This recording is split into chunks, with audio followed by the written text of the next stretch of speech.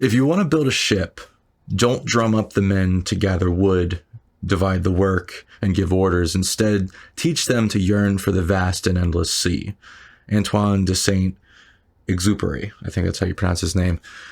It's an interesting quote that I saw recently, and it was used in regards to, if in a biblical setting, if you're trying to get people into the gospel, you get them to yearn for the gospel, the sea of the gospel. In filmmaking, if you're trying to, get people to make great films again, I feel like it's not enough to just incentivize the money, or that might play a part in it.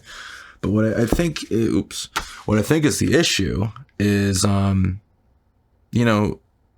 you got to get people to want to make or create whatever it is that you're trying to inspire them to create or motivate them to create. This has been an interesting concept to me, in the sense that I'm reading a book called Gaining by Losing by J.D. Greer. It's a book that my church is kind of built upon, and I've been finding myself more and more impressed with my church. And there's a constant mission there to create disciples, and through that you're bringing God's work into other people's lives, allowing it to work through them. And I've learned lately that a lot of good in my life has come from God working through me. And I bring up this quote because it feels like a missing piece of the puzzle for my endeavor to help create a better film industry, if I can help it. And that is that I want to get filmmakers to yearn for the vast and endless sea of great filmmaking. How do we get films, like great films, made again? Because frankly, like, when was the last time you saw a film where you're like, this is how it was before? Not to sound like one of those people who's like, everything sucks nowadays. I mean, it kind of does, but I mean, you're not seeing this from the big companies anymore. I was talking about it recently with somebody.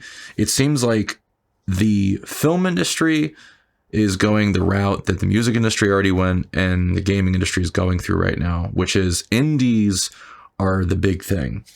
Music is mainly, it's indies. Indie artists are the big hit with the music industry now that they're streaming. Same with video games. Indie developers seem to be all the rage nowadays. But why isn't that have we really seen that with films? Honestly. Like, when was the last mainstream, do you remember seeing a mainstream film that hit it big with cinema or movies? Why don't we see great independent films in theaters? And I mean independent. I don't mean Sean Baker's Honora. That's not an independent film. What is it? $5 to $10 million that they made that film for? That's not an independent film. I'm talking somebody had $20,000 or $30,000 or less, and they scraped together a great piece of cinema. I have not seen that. I mean, maybe the Terrifier crew, although I don't know, I'm not a big fan of horror. I mean, look, that's not the future of filmmaking. Horror, like, all right, I'm gonna like get myself in trouble here, but frankly, I'm talking about, do we have movies that are a meal for the soul anymore, or that inspires you and leaves you feeling better? Not like you just saw somebody's face crushed in. I don't need that. I want something that's not pandering to what human beings, viscerally want to see so that they feel satiated or entertained. I'm talking about something with hope and meaning and something to nourish the soul.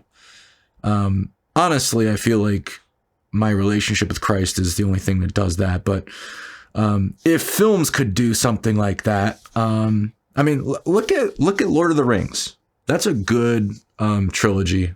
By the way, I've come to appreciate it more as I've been growing my faith, because I've realized, the author Tolkien, he had a good grasp of morals and things because, he was very involved in his faith. And he actually got C.S. Lewis to convert over, who wrote, the Lion and the Witch and the Wardrobe, the Chronicles of Narnia series. And there's something about writers and authors who can world build, who have a concept of good and evil and right and wrong that is delineated in the Bible. I mean, that book wouldn't be as popular and as impactful to all of history if it weren't based on truth. If there wasn't truth to it. It is truth. And the more I've come to respect that and look for that and understand that, I've come to revere it and kind of come to a place where, all right, I'm a student. I need to understand this. I need to yearn for the vast and endless sea of the gospel to understand my place in things, because clearly I did not. And just not to go too much into a rabbit hole that isn't about the video, I've gone through things where, I look back at the last year or the previous years, anytime I was moving away in my faith, that's where everything kind of fell apart and a lot of bad stuff happened. And I didn't even know it until months later. I can look back with GPS accuracy and notice moments where I wasn't right in my faith. And I can just agree with God why, things didn't work out. And, it's because good things flow through you from God, but you have to have God in your life. Topic for another video, but, or is it? I don't know. Basically, when it comes to, this concept of the vast and endless sea, how do we get filmmakers to want to make movies like we've seen before? I think we need to inspire writer-directors to want to write and direct movies with the little resources they have.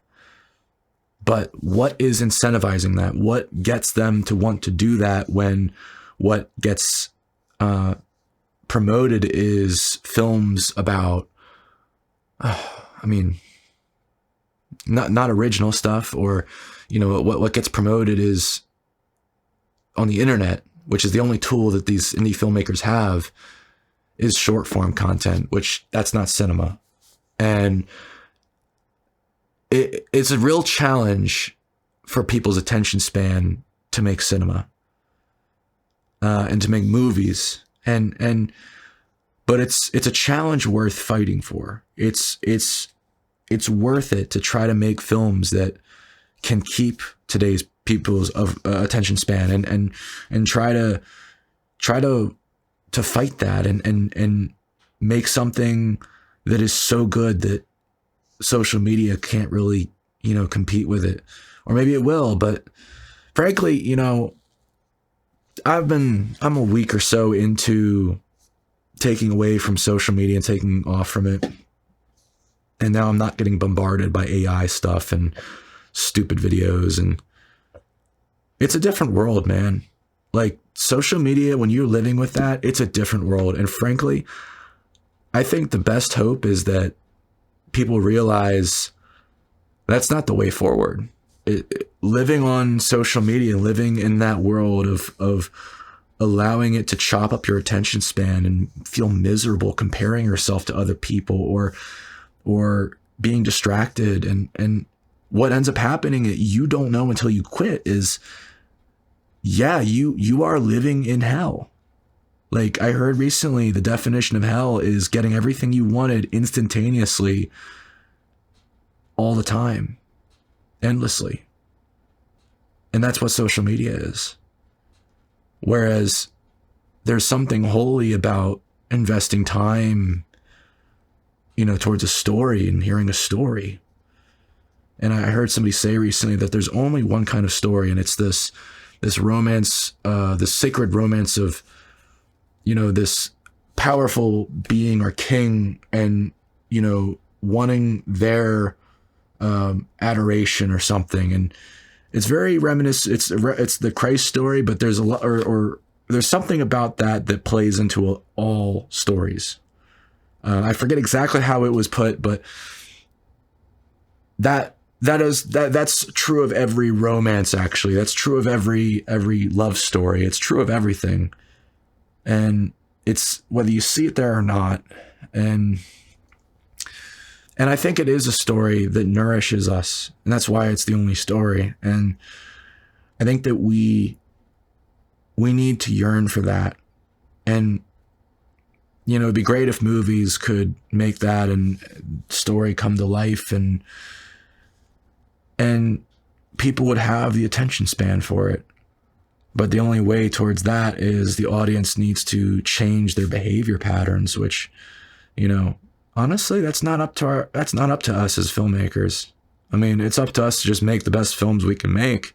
And if people want to see them, great. I think people do. And people want to step away from their devices and be lost in a world that they will remember, because you don't remember the videos that you watch chopped up on social media and the short form stuff, because that's what cinema is something you remember and want to come back to. And short form stuff, cinema, like social media stuff, it's not the same. It never will be. And this video is for those of us who do yearn for that sea, and wanting to see this sea again, and want to sail out onto it. It's there for you. If you want that sea, you can build your ship. You can go make films, write and direct films that inspire you, and you don't need to pay attention to what the world says or wants. Pay attention to what you want and go create it, and worry about whether the world likes it later. That's all you got to do. And guess what? Even if the people closest to you are the only ones who ever appreciate it or understand it, that's fine. It's still a beautiful thing to behold. And more than that, the people who are in your life are not the only ones it's for. And it's not just for you. It's for Christ. You make a film, Christ is going to see it. I mean, so you better think about that. What are you going to make a film about? I'm not going to lie. I've gone around making films where I wouldn't want to show it to Christ. So I gotta rework that. I gotta get back on that track. But you know what? Make a film that you think Christ would like to see, or you'd like to show to Christ, at least. I don't know if you'd like to see it, honestly. We could probably just do without filmmaking, just go back to church. But frankly, make a film that you think you'd like to show him, because he's seeing it while you're making it, and he's seeing the person you become through the process of making that film.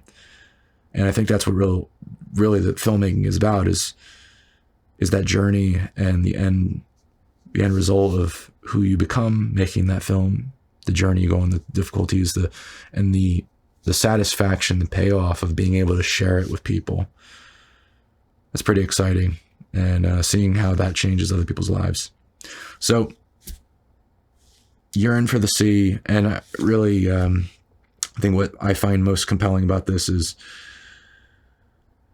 how do you get people to want that again?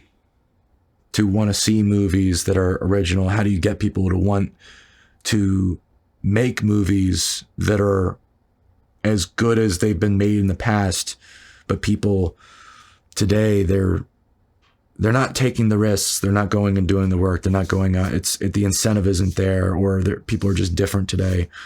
I think people in the past, they had more discipline towards a craft. And that's why we had better filmmakers in the past. Shots fired. I put myself in that. I had to learn over years how to become that more disciplined filmmaker, to actually go out and do stuff. And I'm already still realizing pitfalls where I need to go out and make a feature film finally. Like, just get over yourself. Just stop overthinking.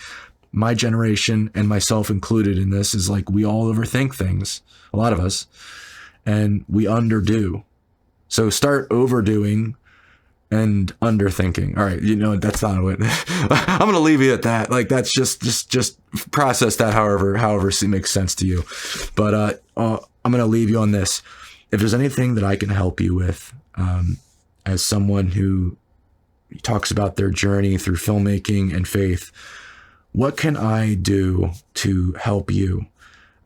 Because I want to make this a conversation where I help people who have a question about something and not just make it about things that help me or things that I'm interested in. I want to help things with what you're interested in. So leave a comment below and like, comment, subscribe, watch my most recent video on the screen. And I'm Thomas Prophet. I guess I'll be the Bob Ross of filmmaking. Well, check you later, or you know what? Appreciate you watching. I'll catch you next time. Later.